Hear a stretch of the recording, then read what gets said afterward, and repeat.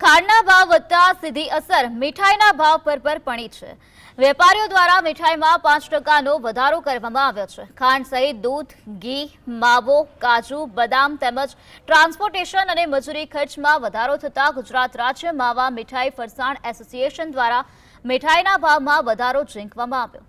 એસોસિએશનના પ્રમુખ કમલેશભાઈ કંદોઈએ જણાવ્યું હતું કે પડતર કિંમત ઊંચી જતા જૂના ભાવે વેચાણ શક્ય ન હોવાથી આ નિર્ણય લેવાયો છે, જેમાં પેંડા અને બરફી ₹800ના બદલે ₹840, મોહનથાળ ₹900ના બદલે ₹940 અને કાજુ કતરી ₹1200ના બદલે ₹1220 પ્રતિ કિલો પહોંચ્યા છે। રક્ષાબંધન અને જન્માષ્ટમી જેવા તહેવારો ટાણે જ મીઠાઈ મોંઘી થતા ગ્રાહકોનું બજેટ ખોરવાશે, જેથી વેપારીઓએ ખાંડના ભાવ નિયંત્રિત કરવા સરકારને અપીલ કરી છે।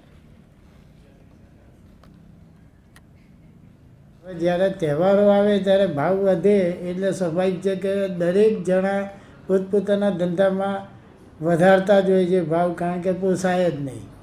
એટલે અત્યારે એવી પોઝિશન છે 4થી 5%નો ભાવ વધારો આવ્યો છે। એ વધાર્યા પછી પાછા ખાંડમાં બહુ ભાવ વધારો આવ્યો।